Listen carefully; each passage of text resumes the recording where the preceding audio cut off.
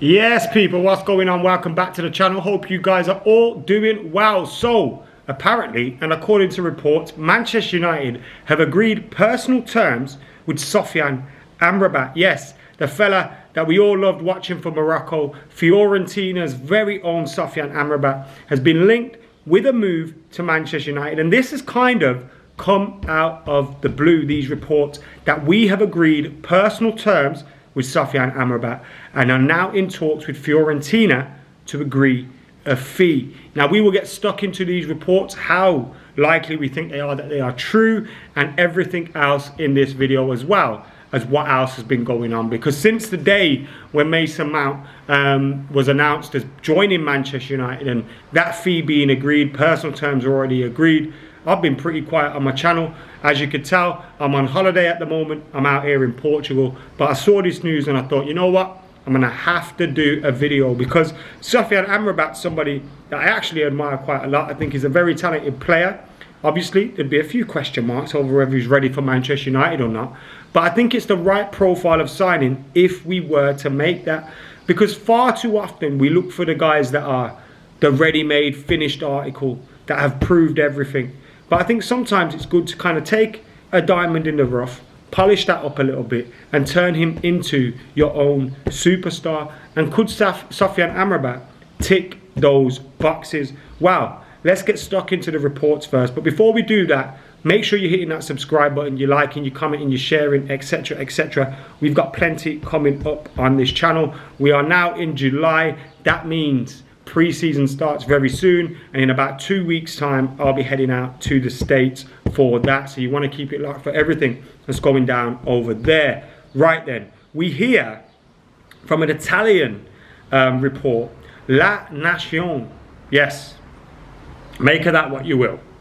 It's not Fabrizio Romano, it's not David Ornstein, it's not somebody that we consider massively reliable, but nevertheless, these are the reports. They go on to say Manchester United have agreed personal terms with Sofyan Amrabat. What is left now is for Manchester United to agree a fee with Fiorentina. Now, one of the things about Sofyan Amrabat is the rumoured price for him is around 30 million euros, 35 million euros. Now, if that's the kind of price that he's available at, I think it could prove to be a very shrewd signing. He's very good at controlling the tempo of play. He's good in the press, defensively. He could provide an alternative for Casemiro. He could provide someone to also play alongside him. Now, we know Casemiro loves getting sent off every now and then for throttling someone. If that happens again, Sofyan Amrabat could come in there and fill that gap. He's worked with Erik ten Hag before, which we kind of see now. It happens quite a lot, don't we? He's 26 years old, which means he's at an age where, yes, he's had a lot of experience, you know, at the World Cup for Morocco, helping Fiorentina get to the Conference League final, all those kind of things. But he's also got room to improve and room to get better. And if he could do that at Manchester United, it'd be the exactly type of signing we'd be looking for. I think we're also in a position at this moment in time where, you know, the likes of Moises Caicedo, as much as we'd like to be able to sign them at this moment in time, with the fact that we've got to get rid of some players in terms of FFP, we still don't know what's going on with the ownership situation. And then, you know, we've got some other key positions to fill. We're about to sign Mason Mount. His medical, I believe, is happening today, on Monday. That was reported by Fabrizio Romano. And we're now waiting for that to be made public and to be made certain that that one is going ahead. We also, you know, we got all these things going up. We need to buy a striker. We need to possibly buy a defender. We need to get a goalkeeper. And there's talk about Manchester United buying an Andre Onana for around £40 million plus add-ons. There's talk about us signing Rasmus Højlund for around £40 million again. If you can get those two for 80, and then you can add someone like, you know, Sofyan Amrabat in there for 30 million euros, you've spent about £100 million there quite shrewdly. You add Mason Mount into the mix, what's that, £150 million on 4 players that will fill all the positions that we need them to fill. That's a striker, 2 midfielders, and of course your goalkeeper. You'd still need a defender. Maybe when Harry Maguire leaves the club, you can then use those funds to be able to sign a centre-back. Unfortunately, it's looking like we're going to miss out on Kim Min-jae, who's going to Bayern Munich. And you've just got to think, you look at some of the players that Erik ten Hag is looking at, he wants to sign, and you think if he had the owners that were able to you know, invest in the club, that wanted to invest in the club, that weren't looking, you know, just drag their heels and get the most in terms of this sale. If we had already made that sale, maybe, you know, some of his targets would have been much easier to get, especially when you look at Kim Min-jae with his release clause and stuff. And I'm sure if Manchester United and the Premier League came calling, then he wouldn't be taking that move to Bayern Munich. Unfortunately, though, we're not in a position to be able to do that. Nevertheless, we are being linked with Sofyan Amrabat. We are being linked with Andre Onana. We are being linked with Rasmus Højlund.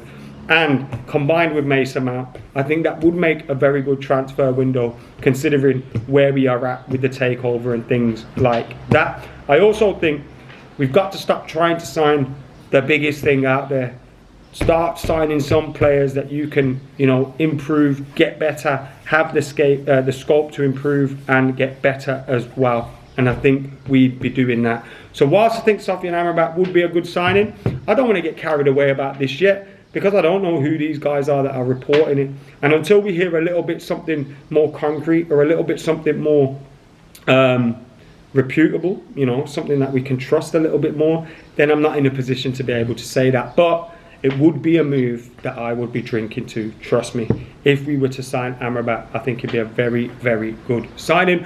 While we're here, let's have a look at what else is going on the internet. I can't even search Twitter for MUFC anymore because of the fact that Elon Musk has absolutely messed the place up. He might be the richest idiot I don't know him, but I've ever come across.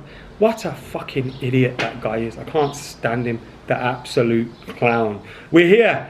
Ten Hag has informed Andre Onana that Manchester United will do everything to try and sign him this summer. Ten Hag has touched base to reassure him that the club is trying to get a deal over the line. It may be a case that Andre Onana has to have patience that Kim Min-jae didn't have.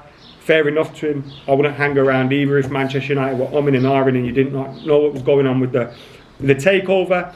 But Andre Onana has that relationship with Ten Hag, and maybe he can swing that in his direction. David De Gea as well has been without a contract at Manchester United since the 1st of July. He got married over the weekend. United still looking at goalkeepers.